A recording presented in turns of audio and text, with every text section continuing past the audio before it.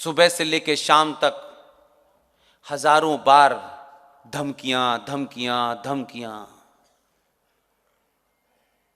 2002 के बाद न धमकी देते हैं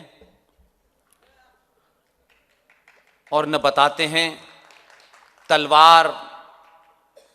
आपने उन्हें बताया नहीं, कायरों, डरपोकों, कायरों की औलाद हो तुम।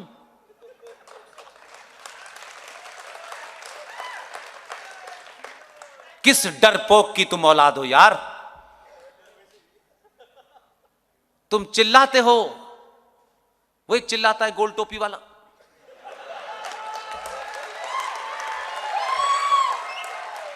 क्या चिल्लाता है भाई? एक बहुत चिल्ला रहा था यूपी में, कहां है वो? एक को अभी हाल में एक झूठी धमकी देने के लिए देश की सबसे पुरानी पार्टी ने सोचा कि ये अगर यूपी में रह गया तो इसकी जीभ जरूर पलटने वाली है। उसे पंजाब में छुपा लिया। सुप्रीम कोर्ट के पास उत्तर प्रदेश सरकार ने सॉलिसिटर जनरल को भेजा, मजबूती के साथ केस रखा और कहा तुम्हारे चचा जान तो वाइस प्रेसिडेंट थे, वो अब नहीं रहे, अब तुम्हारी भरपाई होने वाली है। वो जाने वाला है 2 हफ्ते में। डर के मारे यूपी छोड़ के बैठ गया। बहुत बड़ा अंसारी था भाई, वो बड़ी धमकियां देता था। एक गेरुए वस्त्र वाला भेजा है, पता ही नहीं चल रहा कहां कहां गए हैं।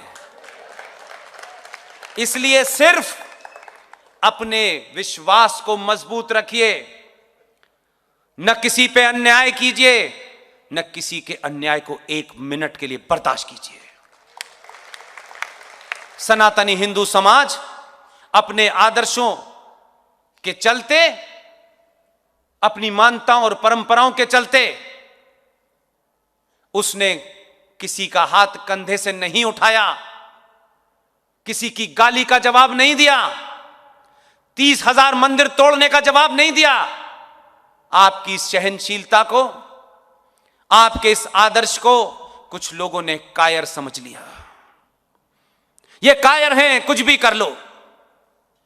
ये बात अलग है कि हिंदू के नाम पर इस देश में 28 पार्टियों ने सरकारें चलाई और जो कायरता का परिचय दिया, उससे दुनिया के सबसे जाहिल लोग, अनपढ़ गंवार लोग, बलात्कारी सभ्यता के लोग, लूट के वाले सभ्यता के लोग, उनको लगने लगा ये कोई सनातन वनातन लोग नहीं है, ये डरपोक लोग हैं। उन्होंने आपको चुनौतियां देना शुरू कर दी। आप उनको चुनौती मत दीजिए। हैदराबाद वाले से पूछिए, तुम हमें चुनौती दे रहे हो, हमें 15 मिनट का टाइम मांग रहे हो, हमसे मांग रहे हो। तुम्हारे बाप दादा इतने कायर थे कि तलवार के जोर पे शलवार पहन ली उन्होंने।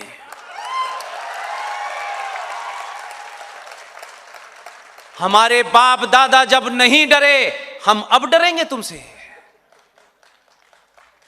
इसलिए भौंक कर मस्जिद में घुस जाना, बाहर मत निकलना। ध्यान रखना, सनातनी 100 किलोमीटर दौड़ाएगा, हाँफते हाँफते ही मर जाओगे, हथियार की जरूरत नहीं पड़ेगी। बार बार गाली मत दो। हमने पूरे हजारों साल में किसी संस्कृति को गाली नहीं दी।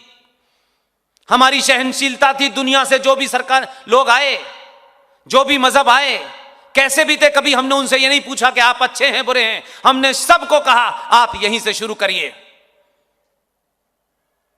लेकिन तुम उस परंपरा वालों को कह रहे हो हम जब यहां से जाएंगे तो कुतुब मीनार भी ले जाएंगे, लाल किला भी ले जाएंगे। ये तो बताओ कहां जाओगे? बताओ कहां जाओगे? जो डरपोक होते हैं वो हथियार से डराते हैं। आपने तो 2014 में गलत बटन दबा दिया है, उसी से डरे हुए हैं। बार बार कहते हैं जो मिलेगा बहुत। आपको पता नहीं है, हम अल्लाह के अलावा किसी से नहीं डरते। हमने कब कहा तुम डरो? अरे हमारा तो अल्लाह पे तब भी यकीन था और आज भी यकीन है। हम मानते हैं, तुम उसको कायनात कहते हो, हम उसको ब्रह्मांड कहते हैं, और तुम कहते हो रब्बुल आलमीन। इस ब्रह्मांड को, इस कायनात को, इस यूनिवर्स को कोई ताकत है जो चला रही है। हम भी मानते हैं जो कुछ हो रहा है उसकी मर्जी के बगैर नहीं हो रहा। मैं अपनी मर्जी से यहां नहीं खड़ा हूं, मैं अपनी मर्जी से कुछ नहीं कर रहा हूं। मैं नहीं जानता कि ये मैं क्यों कर रहा हूं, कैसे कर रहा हूं, लेकिन कोई शक्ति है जो मुझसे करवा रही है। इसलिए हमारा यकीन रात के 2 बजे भी है, दिन के 1 बजे भी है। तुम कहते हो रब्बुल आलमीन, हमारा यकीन है कि रब जो है चला रहा है कोई, और उसकी मर्जी के बगैर ना कोई पत्ता हिलता है, ना लाइट जलती है, न बारिश होती है, न हवा चलती है। जब तक उसकी मर्जी ना हो। आप भी उसी की मर्जी से यहां आए हैं। जिनके लिए उसकी मर्जी नहीं थी वो नहीं पहुंच पाए होंगे। उसकी मर्जी है इसलिए आप यहां आए हैं। मेरे इंट्रोडक्शन में कहा कि हम बड़े आभारी हैं पुष्पेंद्र जी के। नहीं, मेरा कोई आभारी मत होइए, उसके आभारी रहिए। कोई किसी की जरूरत नहीं पड़ेगी। इसलिए मैं उनसे भी सवाल पूछता हूं, फूलन बाजार वालों से, कि हम तो जब से ये सृष्टि है तब से हमारा यकीन है कि ये पत्ता जब भी उसी की मर्जी से हिलेगा। हम और आप नहीं हिला सकते। जो कुछ भी हो रहा है उसकी मर्जी से हो रहा है। हम तो हजारों साल से मान रहे थे, हम आज भी मान रहे हैं। ये तो तुम्हारे मानने में तकलीफ आ गई कि 2014 में उसी की मर्जी से आया है। उसकी मर्जी थी। कुरान मजीद में एक आयत है, सूरे निसा। सूरे निसा क्या कहती है? सूरे निसा कहती है कि अल्लाह अपने मानने वाले, जिनका मुसल्लत ईमान है, कंप्लीट ईमान है, अल्लाह उनसे बात करते हैं और कहते हैं कि मैं तुम्हें इस धरती जमीन पर भेज रहा हूं। मैंने कुछ कानून बनाए हैं, मैंने कुछ हिदायतें दी हैं, इंस्ट्रक्शन दिए हैं। उनका पालन करना, उनके साथ छेड़छाड़ मत करना। और जिस दिन भी तुम मेरे बताए उसूलों से हटे, मैं इसी धरती पर ऐसे लोग भेजूंगा जो तुम्हें रास्ते पे ले आएंगे। अल्लाह ने यह नहीं बताया था उसका नाम क्या होगा। उन्होंने नहीं बताया था कि वो आदि आस्तीन का कपड़ा पहनेगा, सफेद रंग की दाढ़ी होगी। अल्लाह आजिद आ गया तुम्हारी मक्कारियों से, तुम्हारी जहालत से, तुम्हारी हत्यारी मानसिकता से।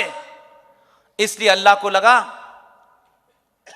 कि 2014 में भेजो, नहीं ये पूरी कायनात को, इस धरती को मार काट करके समाप्त कर देंगे। इनको मैंने इंसान बना के भेजा था, ये जानवर हो गए हैं। अल्लाह ने बहुत समझाया।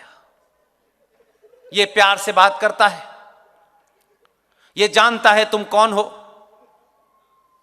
मैंने ही इसे भेजा, इसकी बात मान लो।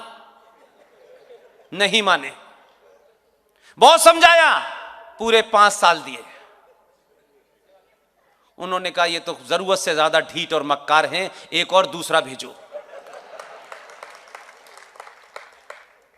अब जब वो पार्लियामेंट में भाषण कम देता है, आस्तीन ज्यादा चढ़ाता है, तो लोगों को समझ में आया अल्लाह की बात मान लेनी चाहिए। लेकिन अभी भी बहुत सारे कह रहे हैं नहीं नहीं नहीं, अभी नहीं, हमें तो अल्लाह पे यकीन है, तो अल्लाह नहीं तो भेजा, यकीन किस बात का है?